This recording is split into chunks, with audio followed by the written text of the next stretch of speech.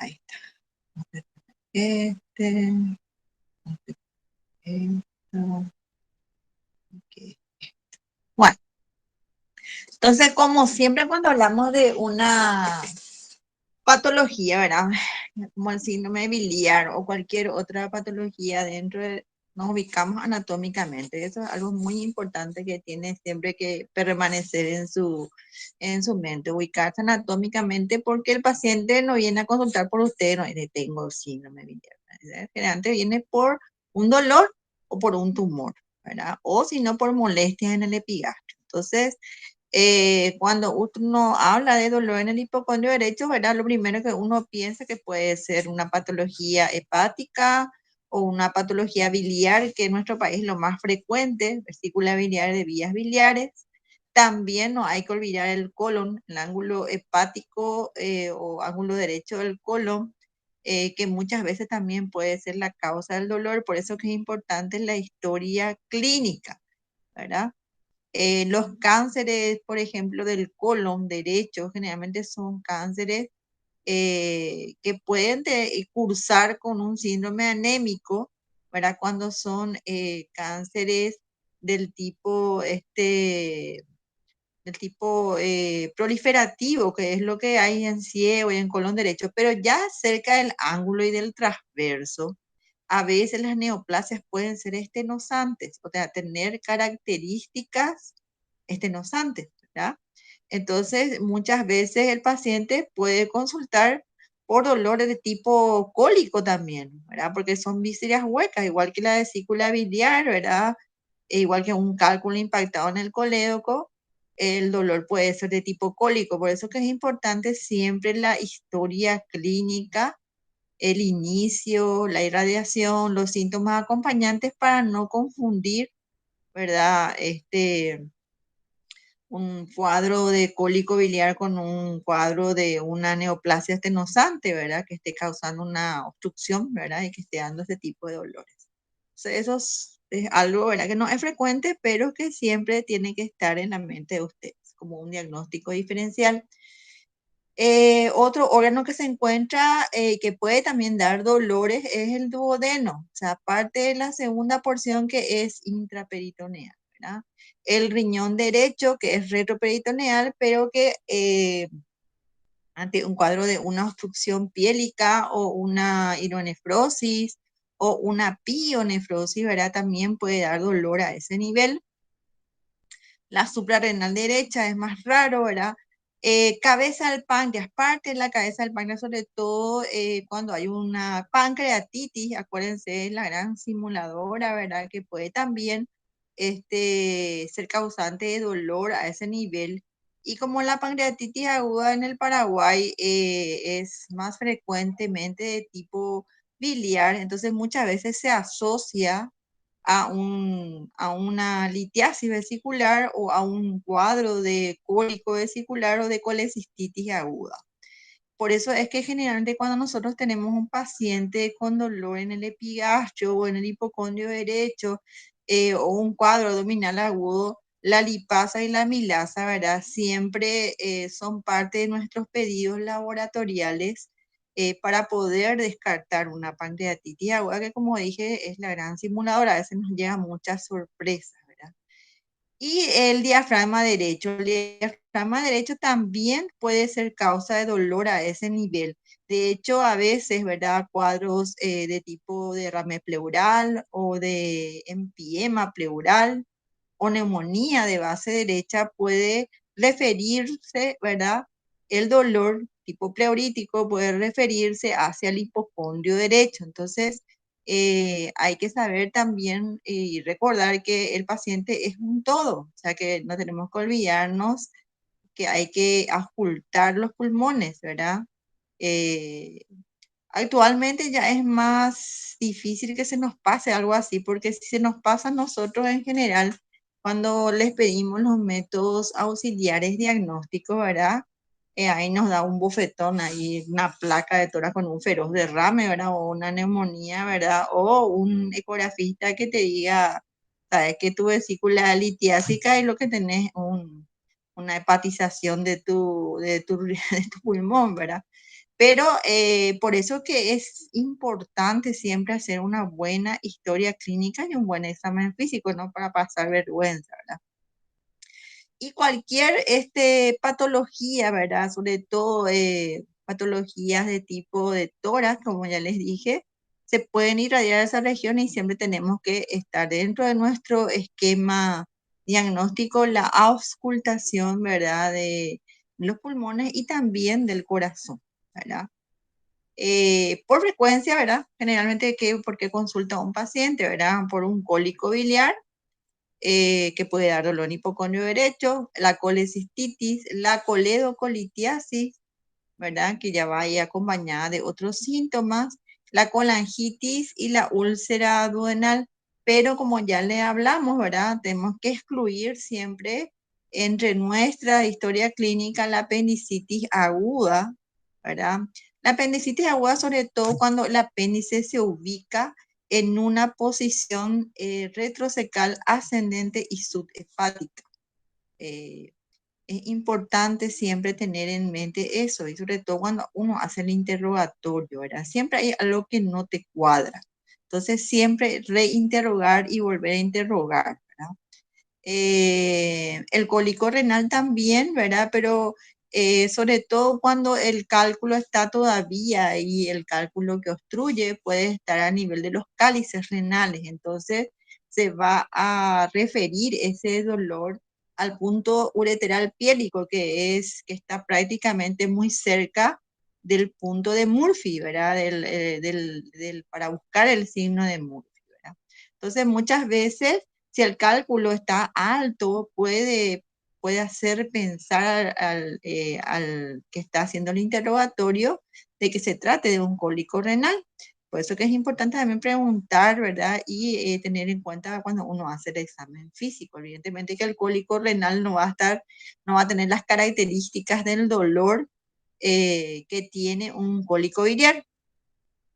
El cólico renal generalmente se ve en pacientes que estuvieron algunas veces después de un viaje o ya tienen antecedentes de cólico o a veces ya tengo antecedentes de hematuria, ¿verdad? Entonces siempre es importante preguntar también los antecedentes. La inflamación de los anexos. Bueno, hay un síntoma particular ahí que se llama el síndrome de Fitzhugh-Curtis.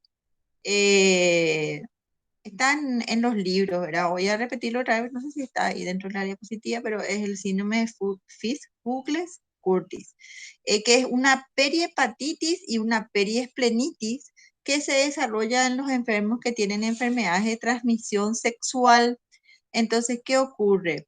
Se produce una perihepatitis, en el caso, ¿verdad? En nuestro caso del dolor en hipocondrio derecho, y es como si fuera que el paciente tiene inflamado, ¿verdad? El hígado generalmente se produce por el gonococo, ¿verdad? Y muchas veces en la época, sobre todo en la época preecográfica, era cuando conseguir una ecografía era como conseguir ahora un PET scan más o menos, ¿verdad? Así era nuestra época cuando éramos estudiantes. Entonces, había un adagio que nos decían nuestros maestros que decía, las llamas de la pelvis lamen la cara inferior del hígado. O sea que a veces, bueno, decía, bueno, tiene dolor en hipocondrio derecho, bueno, y uno le hacía un tacto, ¿verdad? A la paciente y la pobre prójima a veces tenía una anexitis, ¿verdad? Concomitante, a veces, o a lo mejor esa era la causa, pero yo les cuento que no es frecuente el síndrome de Fitzhugh-Curtis, sobre todo diagnosticarlo así, pero nosotros diagnosticábamos mucho porque era difícil conseguir una ecografía. Entonces, muchos cólicos o colecistitis agudas fueron medicados, probablemente pasaron porque se le hacía, ¿qué se le hace a un paciente con una enfermedad de transmisión sexual? Y bueno, se le da antibiótico, analgésico y todo eso. Entonces, evidentemente que probablemente eso le curaba al paciente o le hacía pasar el cólico, pero para decirles nomás que no es tan frecuente, pero sí solemos encontrar nosotros, y a ustedes les va a pasar si a una vez entran en cirugía o ven una laparoscopía y van a ver que hay adherencias fibrosas del hígado hacia el diafragma, inclusive hacia la zona del diafragma, hacia el hipocondrio derecho, que son firmes, ¿verdad? Y que muchas veces cuando uno quiere, está operando otra cosa, o la vesícula, o entra en una peritonitis, encuentra esas adherencias, y esas adherencias son la inflamación y luego la fibrosis que se produce, ¿verdad? Entre la cápsula de Grisson y la pared del el peritoneo parietal del diafragma, ¿verdad? Entonces, ese es el síndrome de Fitzhugh-Curtis. Y el acceso sufrénico. El acceso sufrénico, en general, es raro que ocurra en un paciente que no haya tenido una cirugía previa, ¿verdad? Puede aparecer, a veces se dice que es un absceso por simpatía, en el hecho que a veces un paciente que tenga un empiema puede hacer como un trayecto fistuloso y llegar hasta el espacio sufrénico, ¿verdad? Que es raro, pero que también se cita en la literatura. Pero lo más frecuente es que el acceso sufrénico aparezca en el postoperatorio inmediato o un poco mediato de un paciente que haya sufrido algún tipo de cirugía o que haya tenido, por ejemplo, vamos a suponer un paciente que haya tenido una úlcera duodenal perforada, pero que haya sido taponada por el epiplón y el paciente no consultó a tiempo y a ustedes ya les llega un paciente con fiebre, fiebre que en picos, fiebre de supuración, realmente es, generalmente el paciente tiene una respiración superficial y una parálisis de ese hemidiafragma del lado derecho.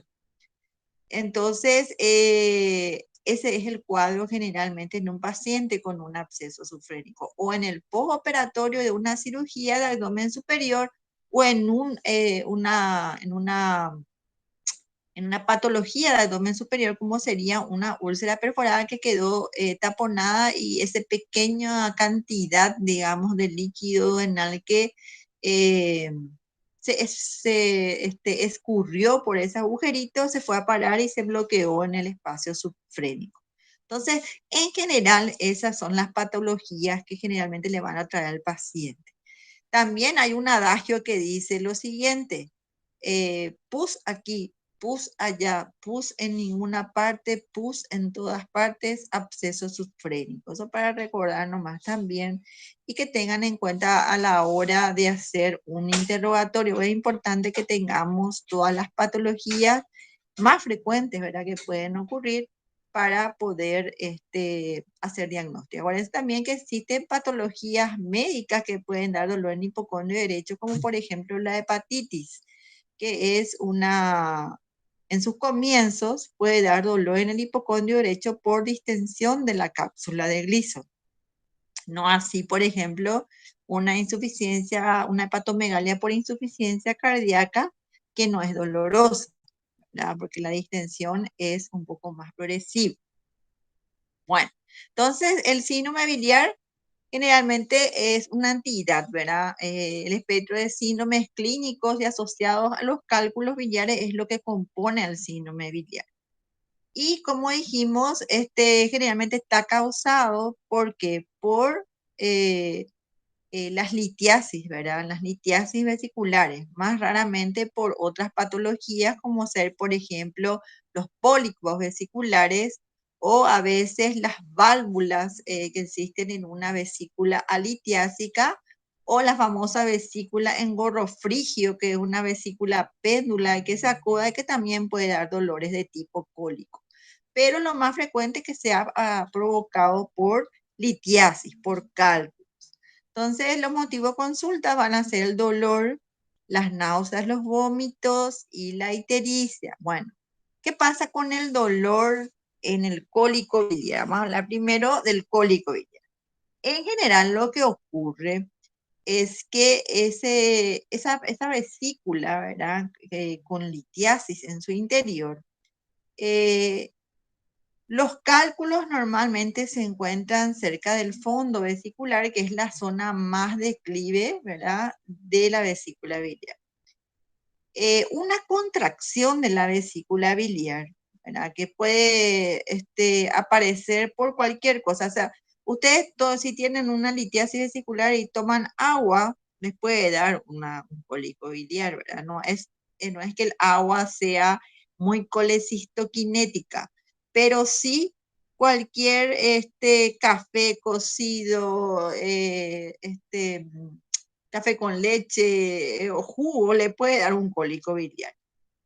Anteriormente se decía que una mujer, ¿verdad? Cuarentona, gorda y multípara, que eran las 4 Fs, ¿verdad? Fémale, ¿verdad? Era multípara y era gorda y cuarentona, era Forti, era la paciente ideal para hacer el diagnóstico de un cuadro biliar, de una litiasis vesicular. Y bueno, eso cambió mucho en el tiempo porque inclusive hay niños que tienen litiasis vesicular, ¿verdad? A veces existen trastornos metabólicos que pueden formar cálculos en los niños, no y formar hacer tener un niño con un cólico biliar con litiasis. Y a veces también la mala alimentación y el mal metabolismo del colesterol, ¿verdad? Hacen que el paciente pueda formar cálculos y no ser gordo, no ser tampoco cuarentón, ni tampoco ser multípara o multíparo, multípara real. Bueno, entonces, pero eso es lo que era un estándar, digamos, para hablar de una paciente con litiasis vesicular. Entonces, ¿qué ocurre? El cálculo con la contracción, o sea, no solamente un asado con cerveza, el chanchito, cualquier cosa que provoca una contracción intensa en una vesícula litiásica, puede hacer que un cálculo migre hacia el bacinete y ¿cómo se llama? Provoca una obstrucción de salida de la vesícula biliar. Y allí de entrada, ¿verdad? Cuando el cálculo se enclava o se impacta en ese lugar, impactar quiere decir que se tranca y no puede retroceder, pueden comenzar a ocurrir síntomas y signos relativos a ese enclavamiento. Entonces, ustedes tienen un paciente que, vamos a ponerle, llamo a exagerar, se comió, yo que sé, ayer fue el día del jugo Paraguay, eh, y le bajó ahí unas romanitas de surubí, para no decir que era un chancho, eran unas romanitas de surubí con abundante cerveza, ¿verdad? Luego de eso el paciente comienza con un dolor en hipocondrio derecho. Ese es el momento en que el cálculo se enclava. Y generalmente cuando el cálculo se enclava, el paciente siente una molestia en el hipocondrio derecho. Esa molestia es de tipo cólico, ¿verdad? Y muchas veces hay personas que van y toman un antiespasmódico, ¿verdad? O un analgésico, y a veces con eso se desinflama, ¿verdad? Esa zona y el cálculo retrocede y pasa el cuadro. Entonces, a ese tipo de episodios es lo que llamamos cólico biliar. O sea, es un dolor en el hipocondrio derecho de inicio súbito, ¿verdad? Eh, que puede irradiar a la región subescapular del lado derecho, que es lo que generalmente refieren los pacientes. Se va a mi paleta ahí, bueno, ese es el cólico. Es un dolor discontinuo, eso es muy importante recalcar, un dolor discontinuo, es un dolor cólico, ¿verdad? Y que tiene una duración de menos de 6 horas y que cede con analgésicos comunes. Entonces ahí tenemos al cólico biliar, esa es la definición. Vamos a suponer, ¿verdad? Que esta paciente, ¿verdad?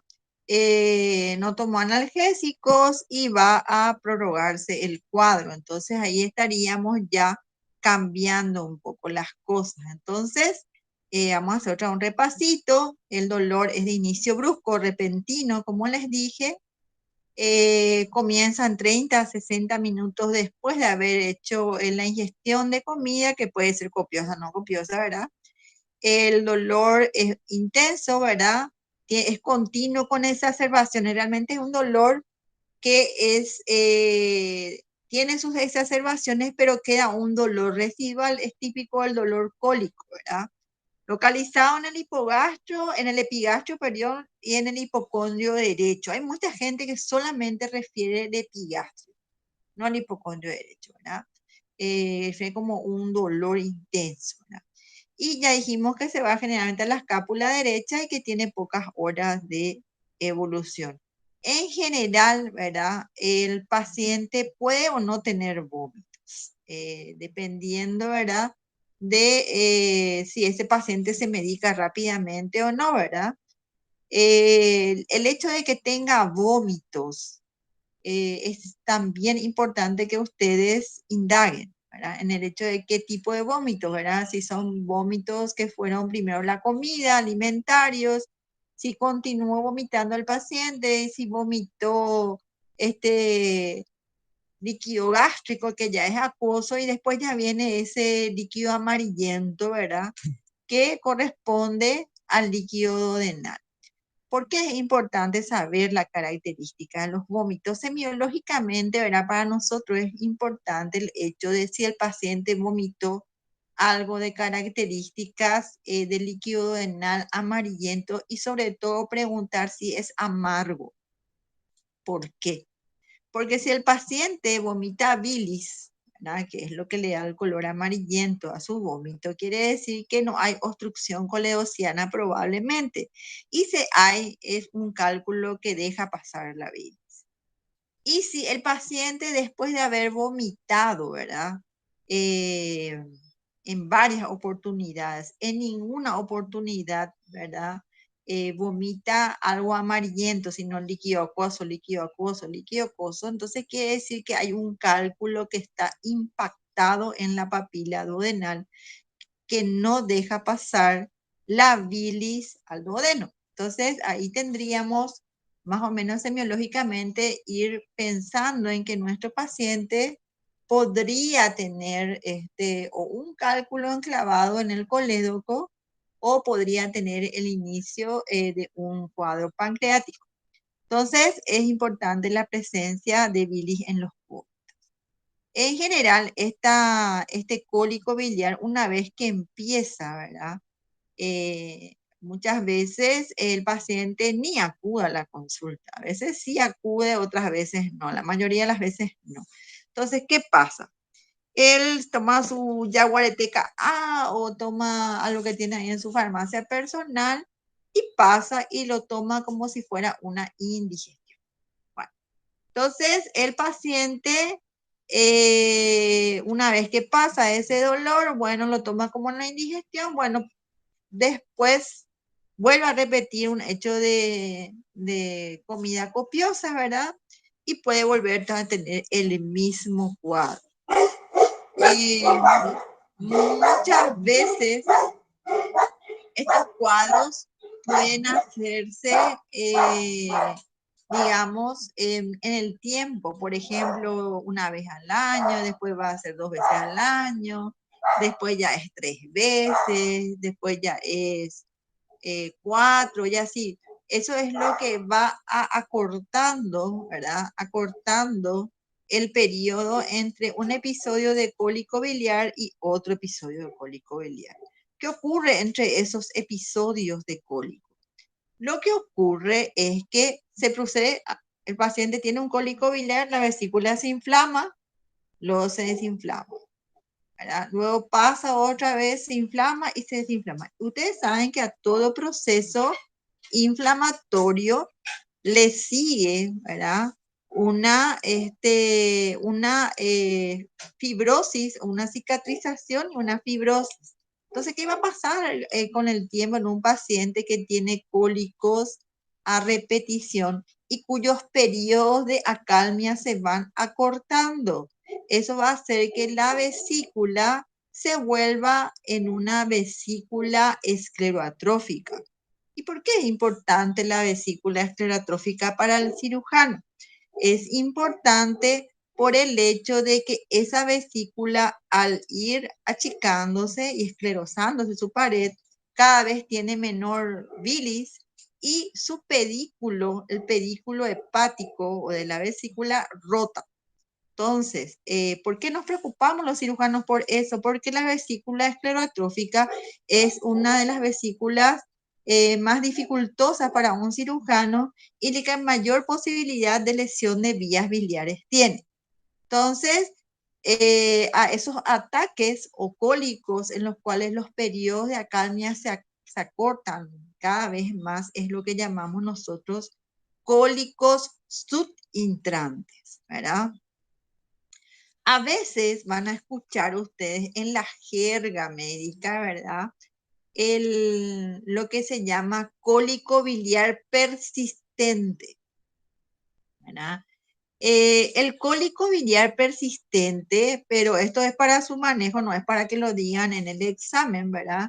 Pero un cólico biliar persistente es aquel paciente que tiene episodios tuvo un episodio de cólico biliar, viene a la consulta, se le hace su famoso cóctel con diclofenac antiespasmódico, se les pide sus estudios, ¿verdad? A veces se puede hacer en el momento, a veces no, y el paciente va a su casa aparentemente mejorado, ¿verdad? Y con indicaciones de hacerse los estudios, pero el paciente va a su casa y vuelve otra vez porque el dolor vuelve otra vez en la misma intensidad. O sea, acuérdense que hay un dolor residual en el cólico. Entonces, esto vuelve otra vez. Entonces, el paciente acude otra vez en menos de 24 horas otra vez a consultar.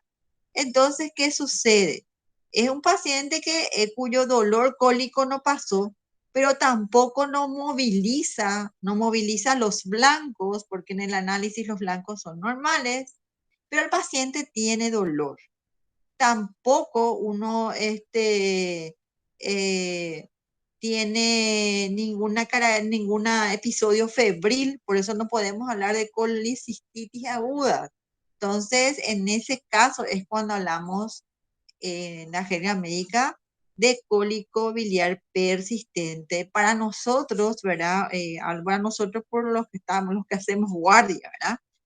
Estamos en urgencia. Para nosotros eso es importante porque para nosotros es una indicación quirúrgica, ¿verdad? Así como la colecistitis aguda es una indicación quirúrgica, el cólico biliar persistente es una indicación quirúrgica, no así un cólico biliar, no es una urgencia, ¿verdad? Sino simplemente es un paciente al cual nosotros le vamos a calmar el dolor y vamos a estudiarle para hacer una cirugía programada. ¿Mm? ¿Se entendió eso? ¿Están todavía? Sí, doctora. Sí, doctora. ¿Entendieron Doctora, lo que... ¿Eh? Sí, doctora. ¿se ¿Entendieron? entendió? ¿Se entendió? Bueno, quiero que entiendan, ¿verdad? Ese término de cólico biliar persistente, yo no sé si manejan los profesores, pero para su vida, ¿verdad? Quiero que ustedes sepan que nosotros manejamos ese tipo de cosas, ¿verdad? A lo mejor ustedes van a escuchar también en algún congreso o algo así, ¿verdad? Pero es así. Bueno, en el examen físico que vamos a encontrar en un paciente que tiene cólico biliar, ¿verdad? Siempre comenzamos por el lado que no duele. Entonces comenzaríamos en la palpación por el lado izquierdo. Acuérdense siempre, uno pregunta, ¿verdad? Si te duele, ¿dónde te duele, ¿verdad? Y siempre alejado del dolor se inicia la palpación abdominal. En el caso del hipocondrio derecho nos viene de rechupete porque comenzamos donde se comienza normalmente en cualquier paciente sin dolor.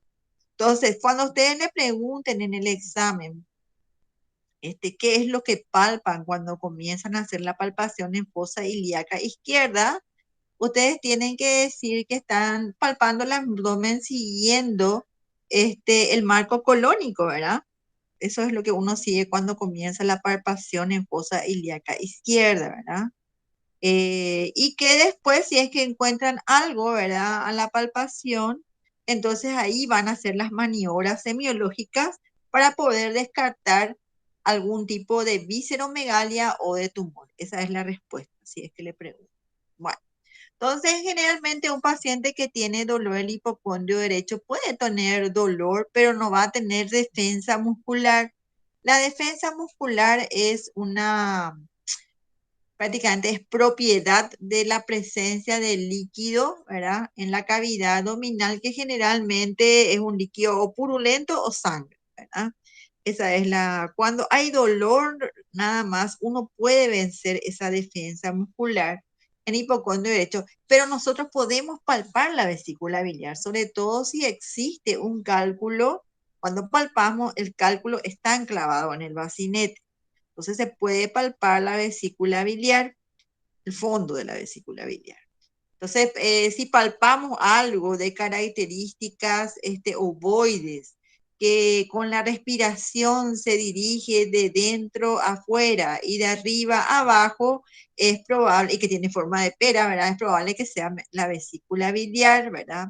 Que puede estar aumentada de tamaño si el cálculo se encuentra enclavado en el paciente. Por supuesto que eso después puede cambiar de momento a momento si ese cálculo retrocede, que es lo que sería el cuadro de cólico biliar, ¿verdad?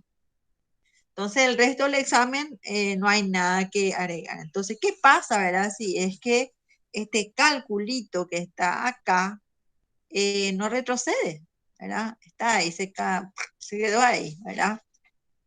Lo que va a ocurrir es que como la vesícula biliar, ustedes saben que es el lugar donde se almacena la bilis, entonces pudo haber esta vesícula puede estar con el líquido biliar que tiene que expulsar, entonces comienza la contracción de la vesícula, que es lo que nos va a dar el cólico. Pero como no puede salir, entonces va a aumentar la presión intravesicular o intraluminal. A eso se le va a sumar que la vesícula biliar es un órgano que secreta moco, ¿verdad? Moco, que es una secreción transparente, blanquecina. Entonces, va a aumentar la cantidad de líquido dentro de la pared vesicular y por lo tanto va a aumentar cada vez más la presión intraluminal. Al aumentar esa presión intraluminal se va a distender la vesícula, ¿verdad? Se va a obstruir en un principio los canales linfáticos de la vesícula biliar y al mismo tiempo eso va a hacer que se segregue más. Y luego posteriormente ahí vamos a tener lo que decimos que es una colecistitis. Posteriormente, si este cuadro continúa, entonces se va a producir una trombosis venosa, ¿verdad? Que es lo que va a dar la colecistitis aguda de tipo flemonoso. Ya va a haber un exudado de la pared vesicular, generalmente de tipo fibrinoide. Y por último, ¿verdad? Ya con la presión aumentada, ya no habiendo retorno venoso, se va a producir una isquemia arterial que es mucho más frecuente en dos lugares. En el fondo vesicular, ¿verdad? Porque es el lugar donde la vascularización de la vesícula está disminuida y donde se encuentra el cálculo impactado, porque ese cálculo va a hacer presión sobre la vesícula y puede hacerle como una isquemia, ¿verdad? Isquemia, una escara por decúbito que se dice, porque está apretando la pared vesicular. Entonces, esos son los lugares donde se va a producir isquemia marcada y donde se puede, entonces tenemos ahí ya la vesícula gangrenosa y después esa vesícula gangrenosa se puede perforar y ahí vamos a tener una peritonitis biliar. O sea, eso es el caso en el cual nosotros en ninguna de las otras, de la colecistitis flemonosa, la colecistitis aguda o de ya de la gangrenosa, nosotros no decidamos entrar a operar a ese paciente. Entonces, esa sería la seguidilla de la cascada, ¿verdad? Que se produce cuando no se trata una colecistitis aguda. Entonces, en general, la colecistitis aguda Es el cuadro en el cual un cálculo se enclava, ¿verdad? Puede comenzar con un cólico biliar o el paciente puede tener antecedentes de cólico biliar y el dolor cambia. ¿Se acuerdan que en el cólico es un dolor discontinuo, ¿verdad? Es un dolor que finalmente es cólico, tiene un dolor residual y después disminuye con analgésicos comunes. En el caso de la colecistitis aguda, el dolor es un dolor continuo, ¿verdad? Que tiene más de 6 horas de evolución, no cede con analgésicos comunes y en general el paciente puede presentar fiebre y en el laboratorio vamos a tener ya una movilización de los blancos y vamos a tener también una PCR aumentada, ¿verdad? Una inflamación, o sea, signos de inflamación. ¿Qué pasa en un paciente que tiene colecistitis, verdad? En el caso ya de la colecistitis aguda comienza a exudar líquido seroso. Y en el caso ya de que haya una trombosis venosa, ¿verdad? Con un espasmo arterial, ya puede comenzar a exudar líquido fibrino.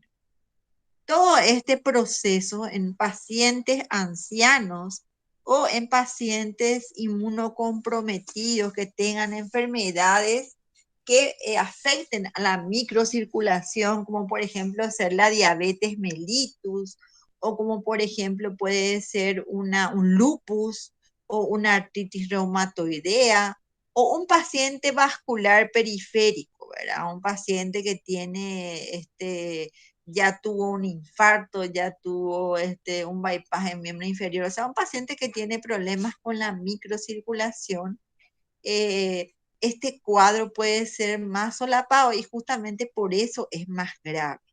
Por eso en estos pacientes, una vez que se hace el diagnóstico de colecistitis aguda, para nosotros es una emergencia.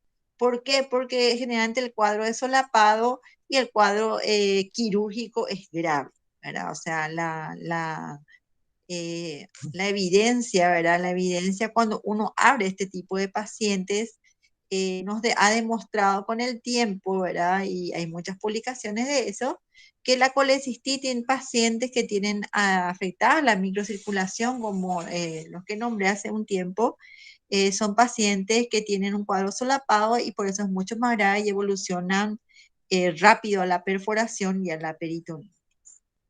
Hay algo que les quería explicar en este dibujito, porque van a escucharnos ustedes muchas veces hidrocolecisto y piocolecisto. ¿Qué define eso? ¿Verdad? Eso está definido. El piocolecisto es cuando hay pus y el hidrocolecisto es cuando el contenido de la colecistitis aguda con el cálculo enclavado es moco. Finalmente siempre hay un poco ya de secreción purulenta, pero en en el caso de que sea un hidrocolecisto, ¿por qué es hidro y no es un piocolecisto con una secreción biliar oscura? Eso depende mucho del momento de la impactación del cálculo. Si es que este cálculo se impactó, ¿verdad? Al comienzo de la contracción vesicular, entonces la vesícula va a tener todavía una buena cantidad de bilis y entonces la bilis en general no es aséptica. Entonces el contenido, ¿verdad? Al aumentar la presión, va estado por bilis oscura y muchas veces ya a veces hasta purulenta, ¿verdad? En el caso del hidrocolecisto, el cálculo se impactó, ¿verdad? Al término de la contracción vesicular, o sea, prácticamente la vesícula estaba vacía, ¿verdad? Entonces el cálculo se impactó y lo que hace que esa vesícula aumente su presión, se distienda, es la secreción mucoide de la propia vesícula.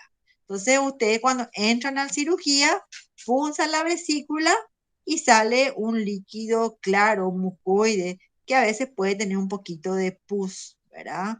o puede tener un aspecto purulento, o puede ser francamente purulento, de acuerdo a cuántas horas. Siempre hay gérmenes que quedan, ¿no? Porque se contraiga, se impacta al término de la contracción, no va a quedar, ¿verdad? Un poquito de bilis. Pero esa es la diferencia entre un pío y un hidrocolecisto. Bueno, eso es más o menos para entender nuestros hallazgos y nuestros pacientes. Bueno, el dolor entonces en estos pacientes, ¿verdad? Cuando hay ya progresó hacia una colecistitis aguda, lo importante ya que es un dolor continuo. Eso es lo fundamental que ustedes tienen que decir, ¿verdad? Dicen, ¿y cómo sabes si ahora es una colecistitis aguda y no es un cólico?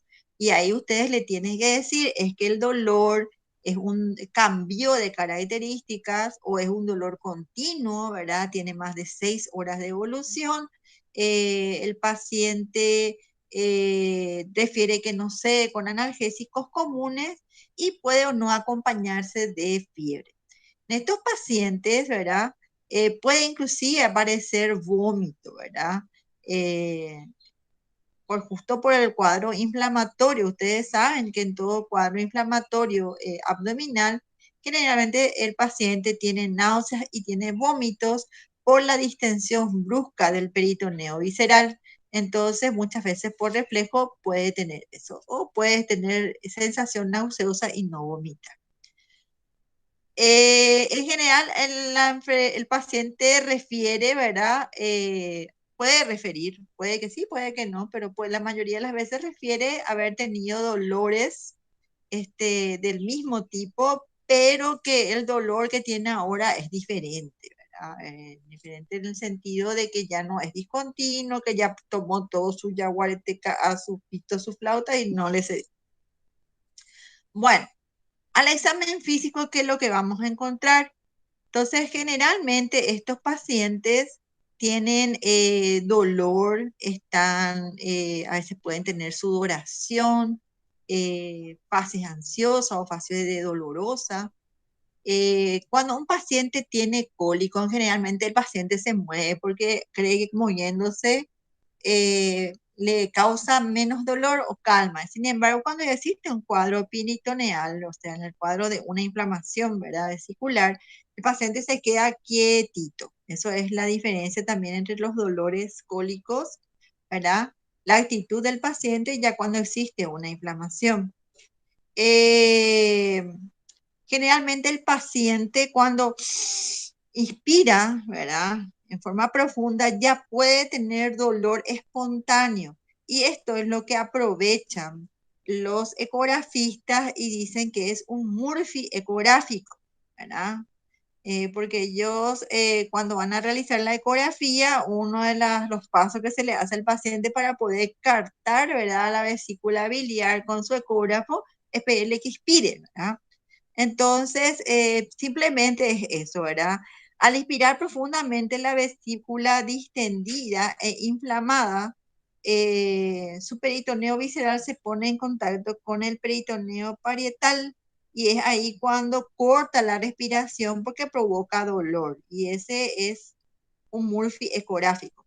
Pero nosotros tenemos que tener bien en cuenta, ¿verdad? Eso es algo que ellos inventaron, que el paciente con colecistitis aguda no tiene signo de Murphy, no puede tener, y después les voy a explicar por qué. O sea, acuérdense, paciente con colecistitis aguda, no digan ustedes tiene signo de Murphy positivo, porque está errado.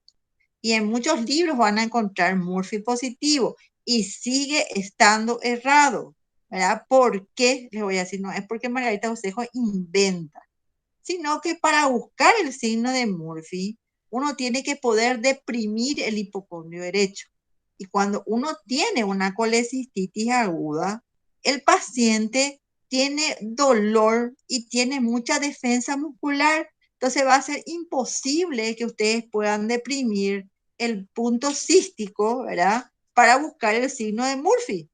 Entonces, por eso es que en colecistitis aguda lo que ustedes van a encontrar es dolor en el hipocondrio derecho, defensa muscular en el hipocondrio derecho, ¿verdad? Y generalmente cuando el paciente inspira en forma profunda puede haber un dolor que sea en forma espontánea. Bueno, puede haber defensa, puede haber sensibilidad, ¿verdad? Es siempre importante descartar patología del tipo pancreático, ¿verdad? Entonces, por eso es que es importante, ¿verdad? Eh, palpar todo el abdomen y buscar signos de irritación peritoneal, que en el caso, ¿verdad?, de una pancreatitis aguda habría también en el hipocondrio izquierdo, ¿verdad? A veces el paciente no sabe referir bien su dolor porque está muy dolorido en sí, no tiene ganas de hablar, ¿verdad? Entonces nosotros somos los encargados de ir preguntando a medida que van palpando. Eso es un arte que ustedes tienen que desarrollar. Siempre ustedes le preguntan al paciente, ¿y dónde te duele? Y el paciente le muestra toda la zona, ¿verdad? Entonces hay que ir, bueno, ustedes le dicen la siguiente cosa, bueno, mira, señor, señora, te voy a ir palpando y me vas a decir si este es tu dolor o no es el dolor que vos tenés ahora. Y uno va palpando y le dice, porque mira que de señora que si vos me decís por todos lados te tengo que hacer una cicatriz así. Y si vos me mostrás exactamente dónde te duele, es así. Así nosotros solemos hacer para convencerle al paciente que está muy dolorido para que colabore con nosotros, ¿verdad? Entonces ustedes le van preguntando y van palpando el abdomen.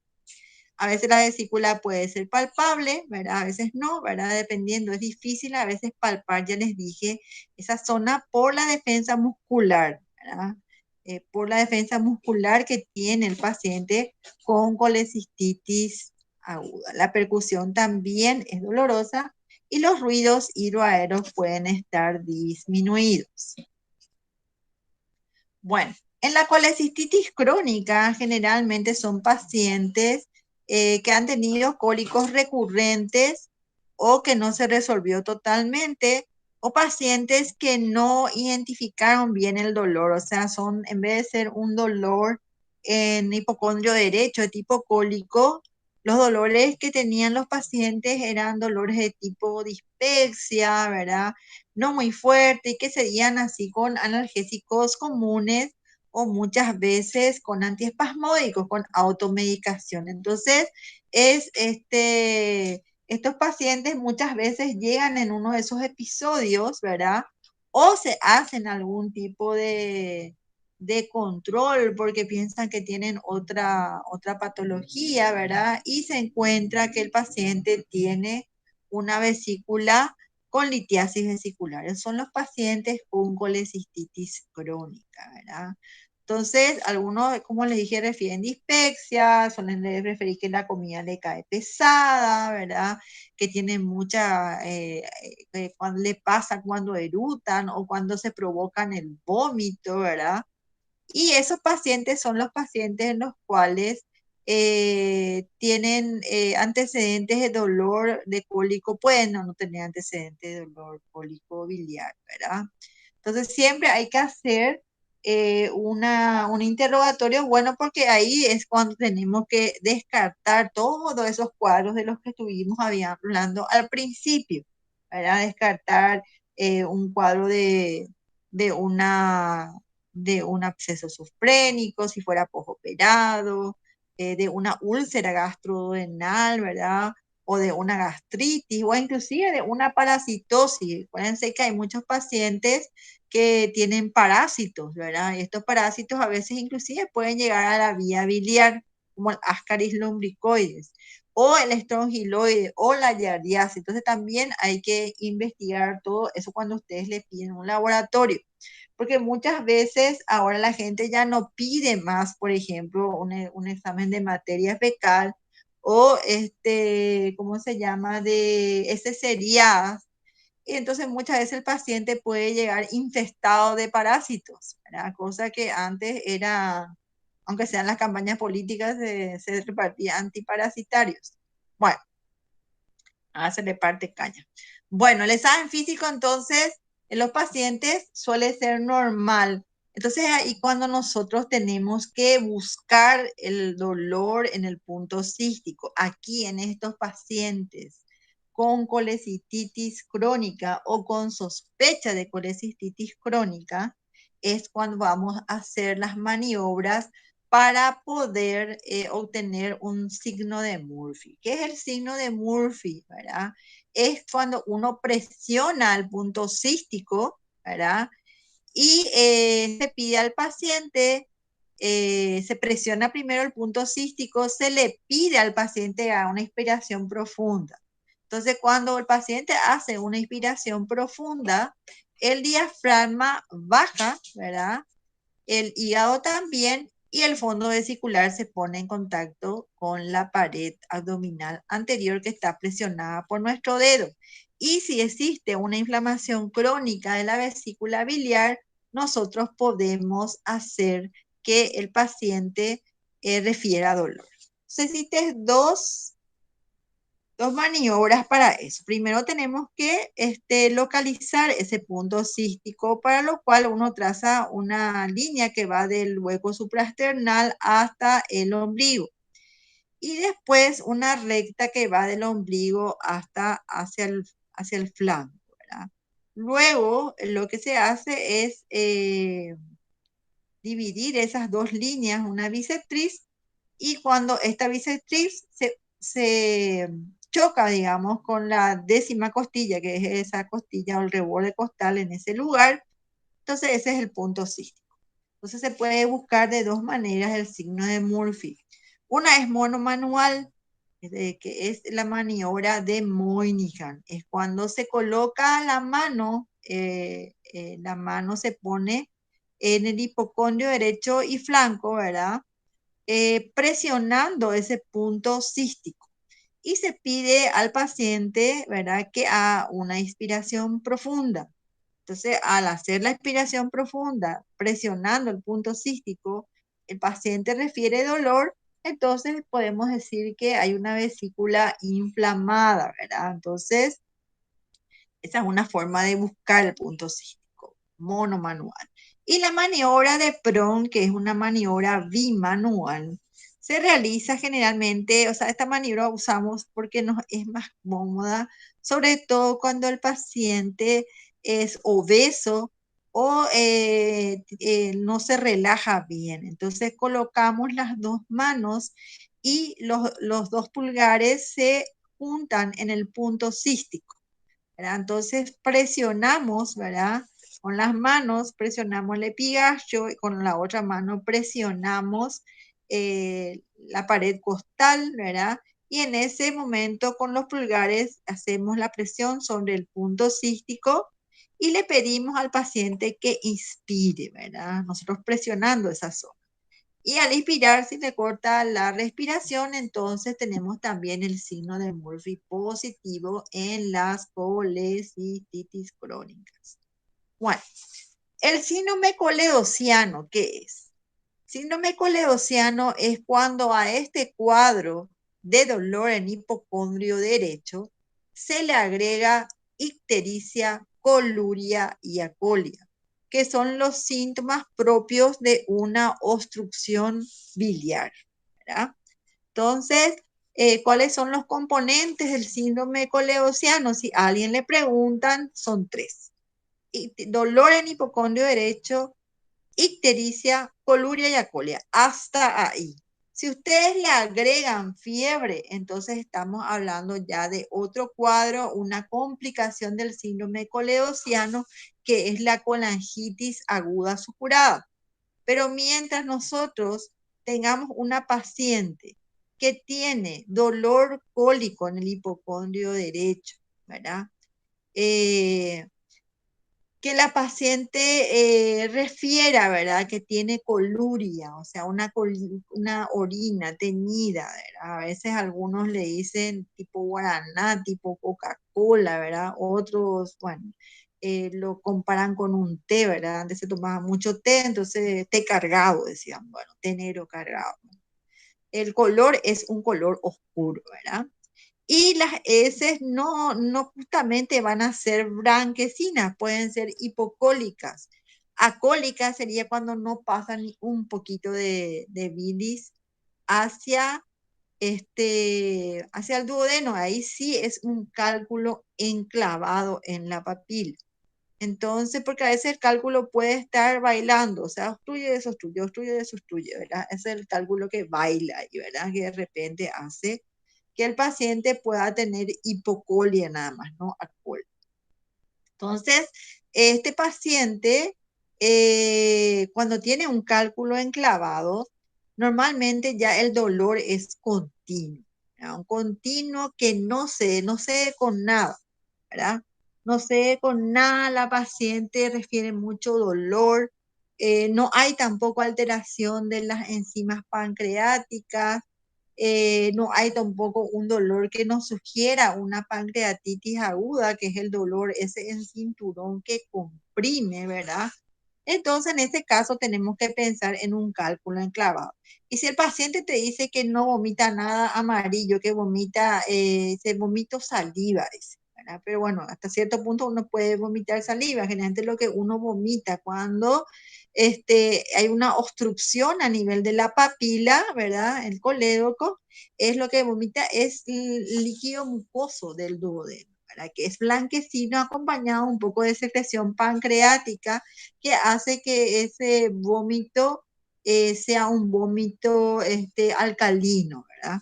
Entonces, el paciente no va a referir que tiene vómitos de color amarillento y amargos. Esa es una obstrucción completa del colédoco y es una urgencia. ¿Por qué?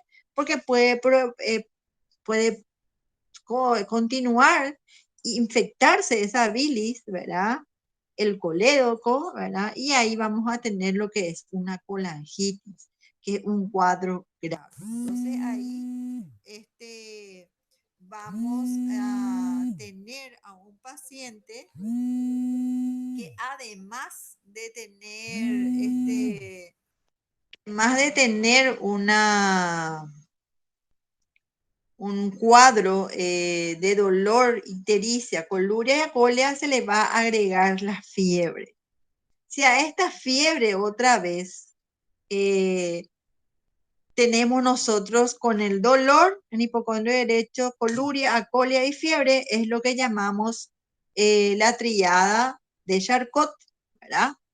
Y ahí vamos a tener la fiebre. La fiebre generalmente es una fiebre en picos de supuración que en semiología se ha dado a llamar fiebre pseudopalustre. Pseudopalustre o fiebre bilioséptica de Chaufar. ¿Por qué pseudopalustre, verdad? Porque es una fiebre muy parecida a los pacientes que cursaban con paludismo, o sea, ictericia, dolor, coluria, acolia, pero causado por un proceso biliar. Por eso se llama fiebre pseudopalustre o fiebre bilioséptica de Chaufar. Si a eso el paciente progresa, ¿verdad? Puede tener síntomas de shock, ¿verdad? Y de confusión mental. Entonces vamos a tener lo que se llama la pentada de Reynolds y Charnas. Entonces, eso va a ser si el paciente progresa hacia una colangitis aguda. Si el paciente tiene una litiasis coledociana, ¿verdad? Sin colangitis, en general la fiebre puede no estar presente. Generalmente no está presente en un paciente con cálculo en el colédoco sin colangitis. Pero sí, el paciente va a tener un aumento de la ictericia, ¿verdad? Progresivo, ¿verdad? Esta ictericia va a ir en aumento, ¿verdad? Y el paciente va a comenzar a tener síntomas de prurito, ¿verdad? Porque el prurito se le atribuía anteriormente, ¿verdad? A la impregnación de las terminaciones nerviosas de la piel por sales biliares. Existen varias teorías de acuerdo a esto, ¿verdad? Y en estos pacientes el prurito puede hacer que el paciente se rasque y que después esas lesiones también se vean sobre todo en abdomen, en la parte superior de los miembros inferiores y también se vea en la zona del tórax, los signos de rascado. Estos signos, estas escoriaciones también se pueden infectar. Eh, el dolor que presenta el paciente con síndrome coleociano es un dolor intermitente por el hecho que el cálculo a veces obstruye y se desobstruye dentro del conducto biliar, ¿verdad? Entonces puede tener durante la impactación, puede tener dolor de tipo cólico, ¿verdad? Acompañado de todo lo que estábamos hablando, la ictericia, del prurito, la coluria y la colia, ¿verdad? Una vez que el paciente progrese hacia una colangitis, eso es una urgencia, por eso que es importante. Cuando tenemos este tipo de paciente, también tenemos la obligación de descartar que no se trate de dos cosas, de una neoplasia pancreática, por eso que es importante hacer bien la historia clínica, de un ampuloma de la ampolla de Bater, que también puede dar ictericia, coluria y acolia, solamente que en el caso del ampuloma, la ictericia puede ser intermitente y puede tener un periodo de blanqueo que coincide con una melena en el paciente y un descenso de la hemoglobina. Y descartar, por supuesto, que no se trate, ¿verdad?, de una neoplasia de cabeza del páncreas, en la cual el paciente, su ictericia no va a ir acompañado de dolor, ¿verdad? Generalmente el paciente con cáncer de cabeza de páncreas tiene una ictericia progresiva, increciendo con vesícula palpable y no dolorosa, que es la ley de Courvoisier-Terrier. Entonces es muy diferente a lo que es un cuadro de colangitis o de síndrome coleociano, pero sí que hay que hacer una buena historia clínica. En cuanto a la colecistitis alitiásica, es un cuadro que se presenta generalmente en pacientes que tienen algún problema vascular periférico o están sometidos a drogas vasoactivas, como sucede en los pacientes en cuidados críticos. Muchas veces estos pacientes que están recibiendo goteos de drogas de tipo noradrenalina, ¿verdad? Que producen mucha vasoconstricción, y ustedes saben que la vasoconstricción generalmente es selectiva, es hacia el eje esplácnico. Entonces, muchas veces pueden causar isquemia en la vesícula, producir una colecistitis alitiásica e inclusive puede haber una perforación. Entonces, esto se ve en pacientes en terapia intensiva, politrauma o pacientes con postoperatorios complicados.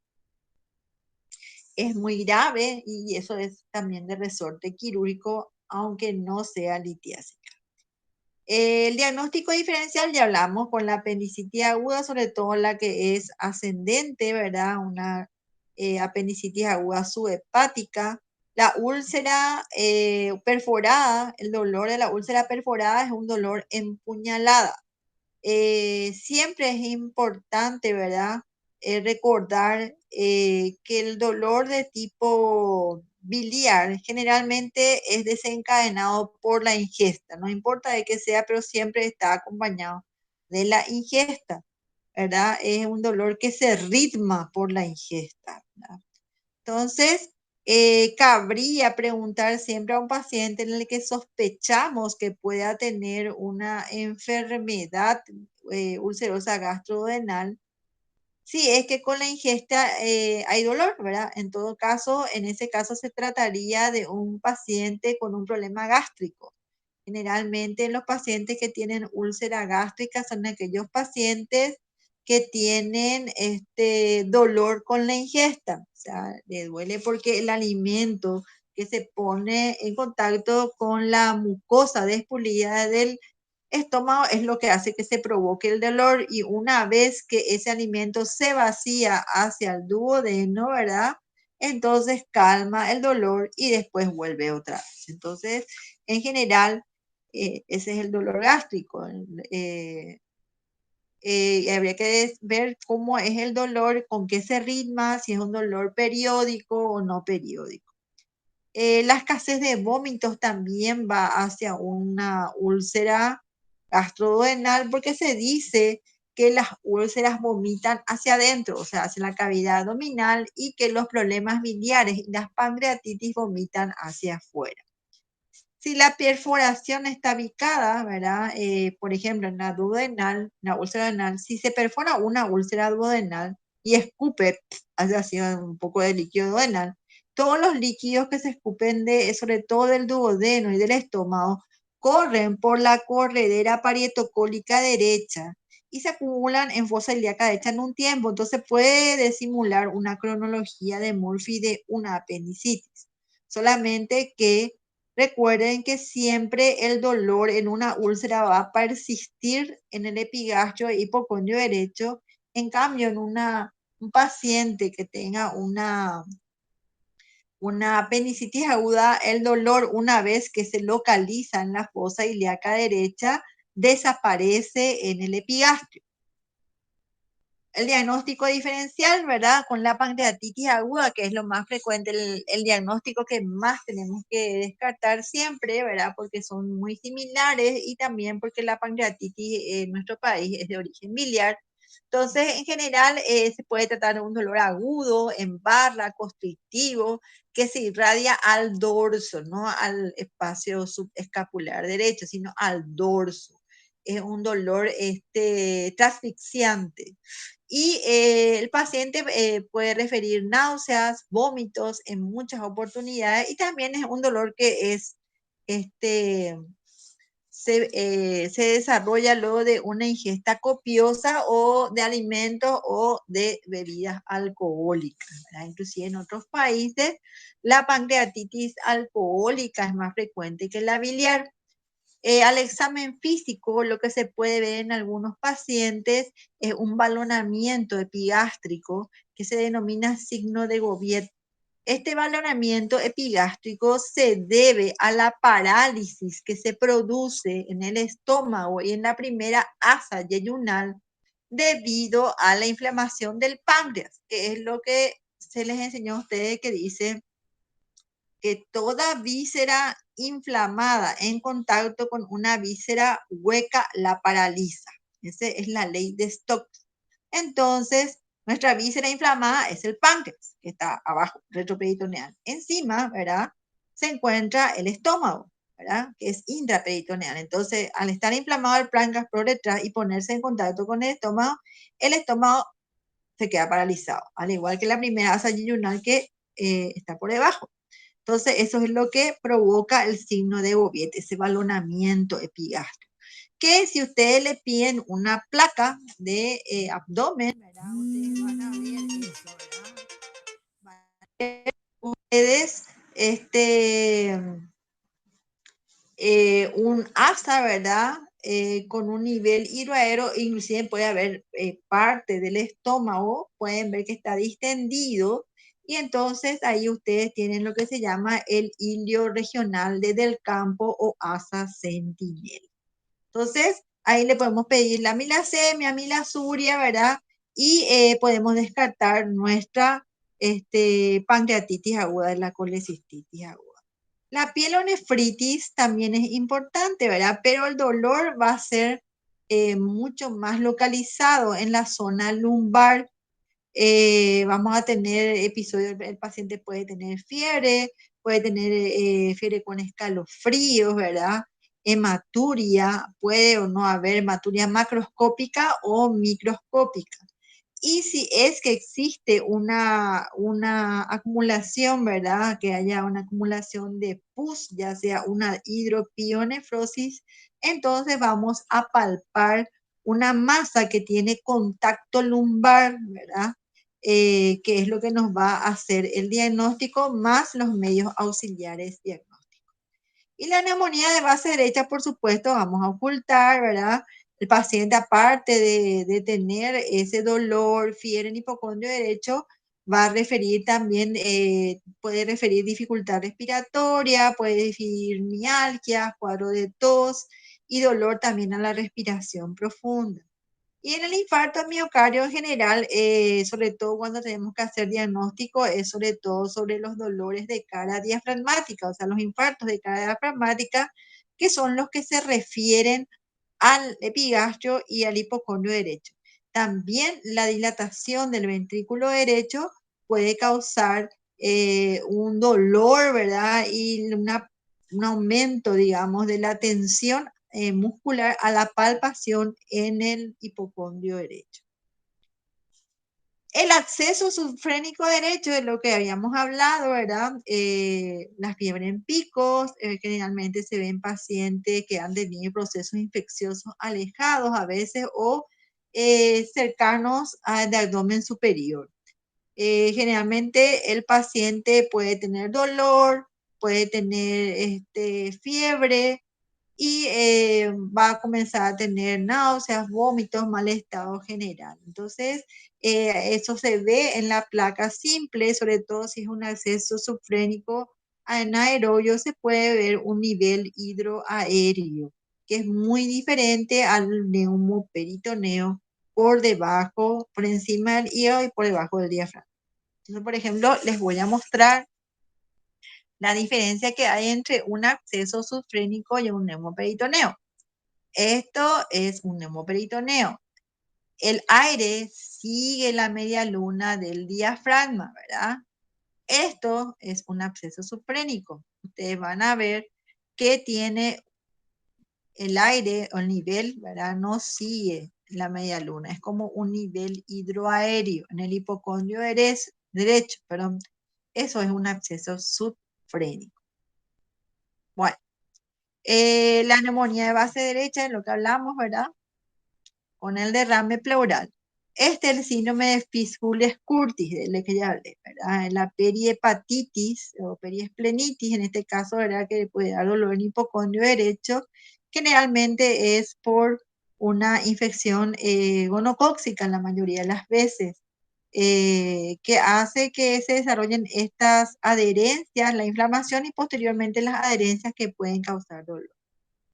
El diagnóstico entonces de los cuadros biliares está dado por tres. El cuadro clínico, que es por la historia clínica, el examen físico, las pruebas de laboratorio y las imágenes. En el laboratorio, ¿qué le vamos a pedir? Un hemograma completo, el hepatograma, creatinina, glicemia, electrolitos, gasometría y por supuesto lipasemia y amilasemia para descartar un cuadro de tipo pancreático. Entonces, en las imágenes, en la radiografía simple, solamente se ven los cálculos que son cálcicos o que tienen paredes cálcicas, que son rarísimos, ¿verdad?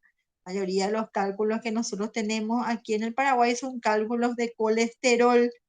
eh, entonces, no son difíciles que sean vistos a una radiografía simple. Por eso la ecografía es el método, el gol estándar en vía biliar. Esto es una colecistografía endovenosa y oral. La colecistografía oral muchas veces provoca una colecistitis aguda porque se le daba al paciente, ¿verdad? Que coma 4 huevos, ¿verdad? Y que después se le da un contraste, ¿verdad?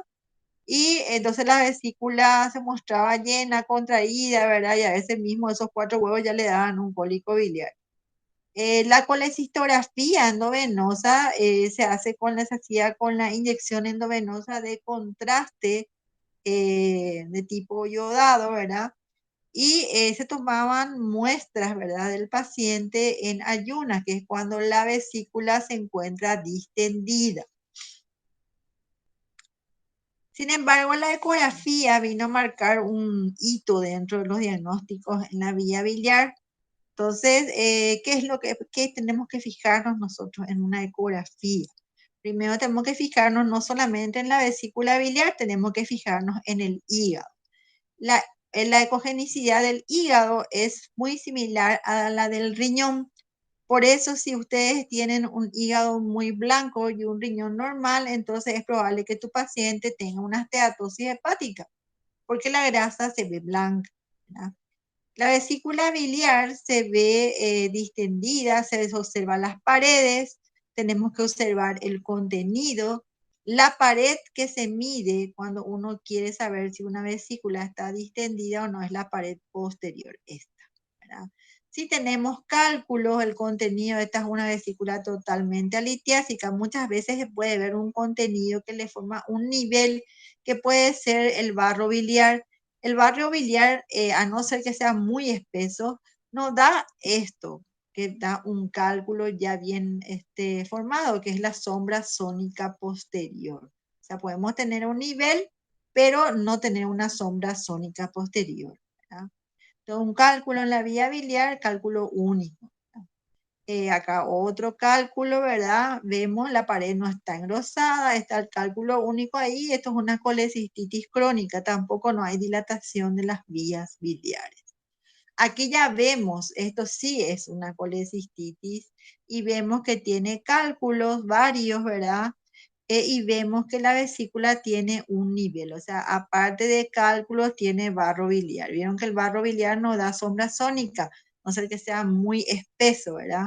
Eh, si ustedes comparan, por ejemplo, esto que está aquí con la estructura del hígado, como en este caso, ¿verdad? Yo en este caso diría más que este paciente tiene una colecistitis aguda y que esto ya es una especie eh, de líquido espeso, porque casi tiene la ecogenicidad del hígado. Podría ser pus, por ejemplo. La resonancia magnética o la colangioresonancia también es un método importante para el diagnóstico de las patologías en vías biliares, por el hecho de que generalmente no necesita del uso de contraste, a no ser que se quiera contrastar órganos macizos, ¿verdad? Puede mostrar la vesícula biliar, puede mostrar si hay algún halo inflamatorio, puede mostrar también si hay en las vías biliares, si hay algún cálculo que está comprimiendo, puede mostrar también compresiones intrínsecas y extrínsecas, así como tumores. Solamente que el costo y la disponibilidad en los hospitales es todavía un poco difícil.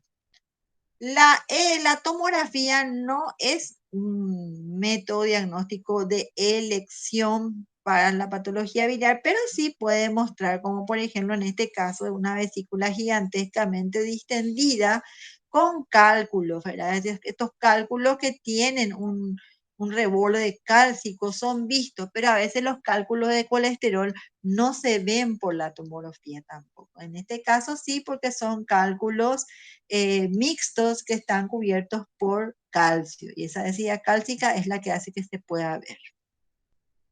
Otro método que se usa también, ¿verdad? Que se usa como un método cada vez es más un método de tratamiento más que de diagnóstico, es la colangiopancreatografía retrogranoscópica.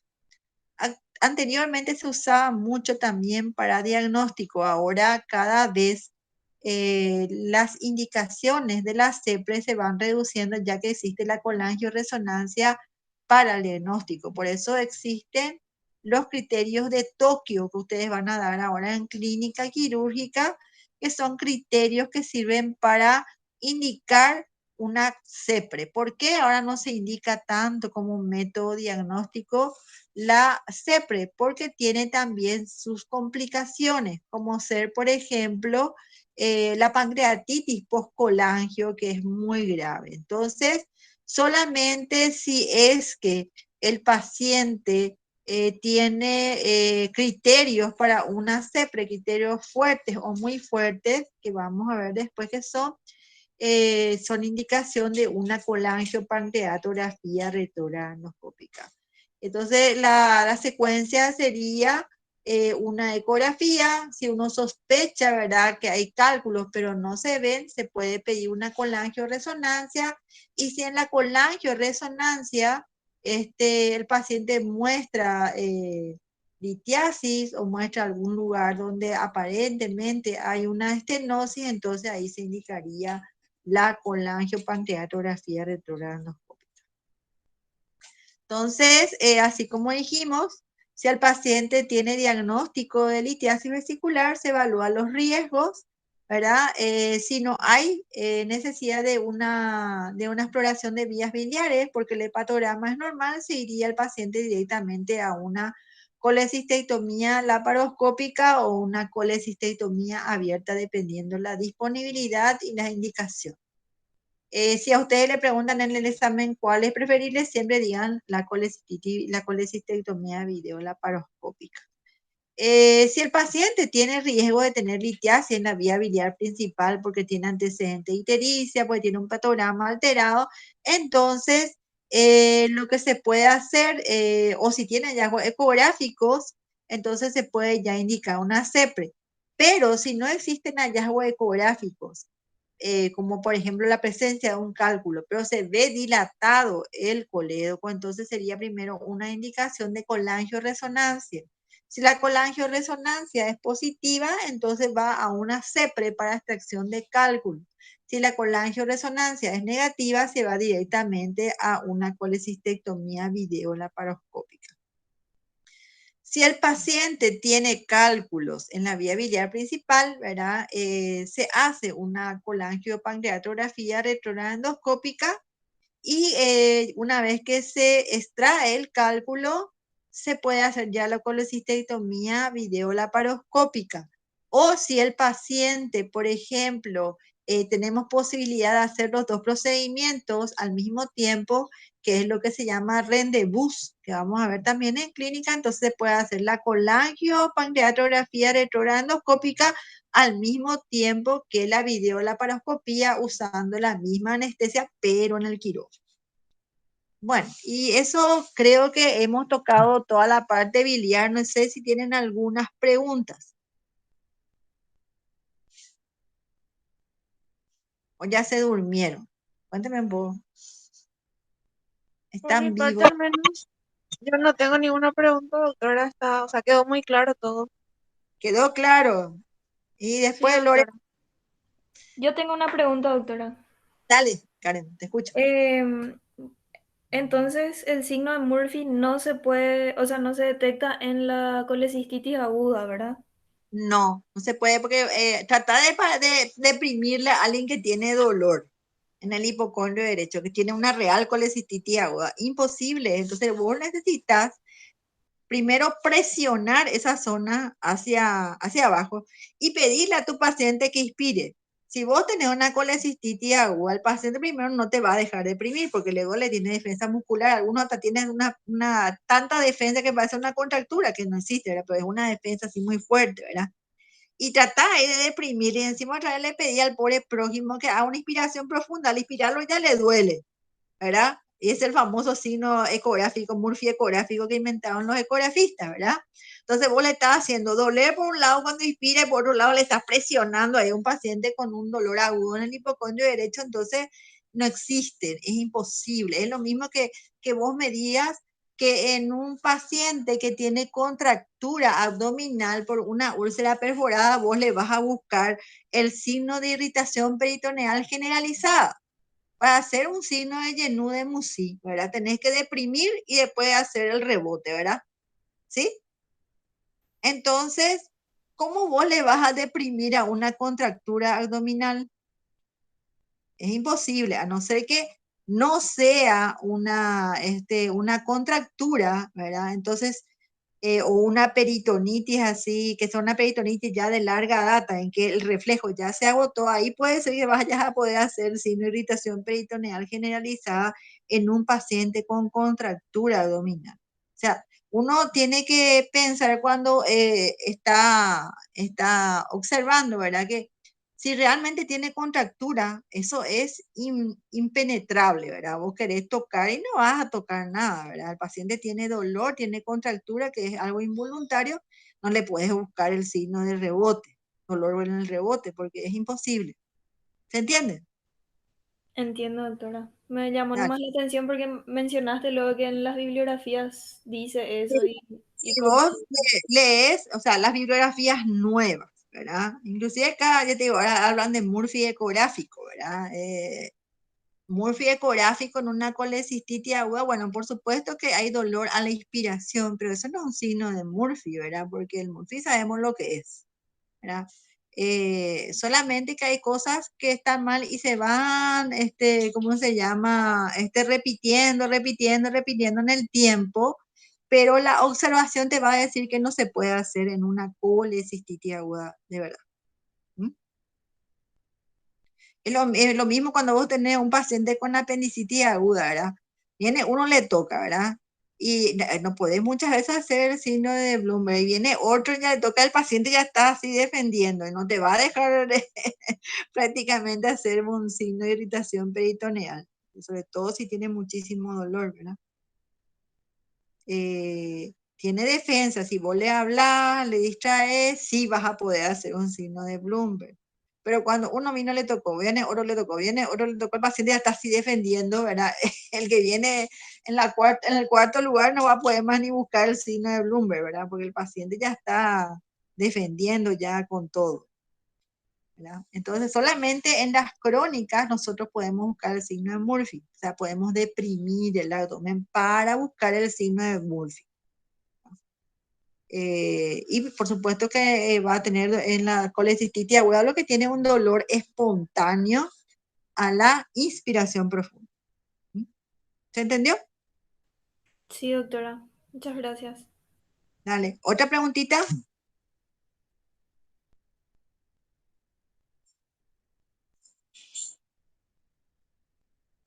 Bueno, si es que se acuerdan por ahí de algo que quieren preguntarme, no hay problema. En cualquier momento nomás me mensajean y podemos armar una reunión y evacuar todas nuestras dudas antes del examen. ¿Sí? ¿Qué les parece? Está súper bien, doctora. Te agradecemos lo de antemano ya. Vale. Entonces, Paula, vos vas a ser la vocera del grupo.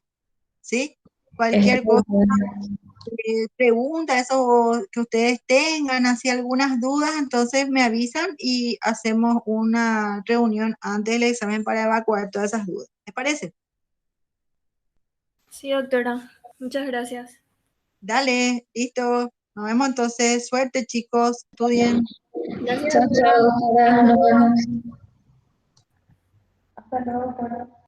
Hasta luego. Paola, vos podés sacarle foto a la asistencia. Estaban todos presentes, doctora. Dale, listo. Espero que están Gracias. saliendo, salieron todos. Llevé. Dale, listo. Gracias. Dale, muchas gracias, doctora. Chaucito. Listo.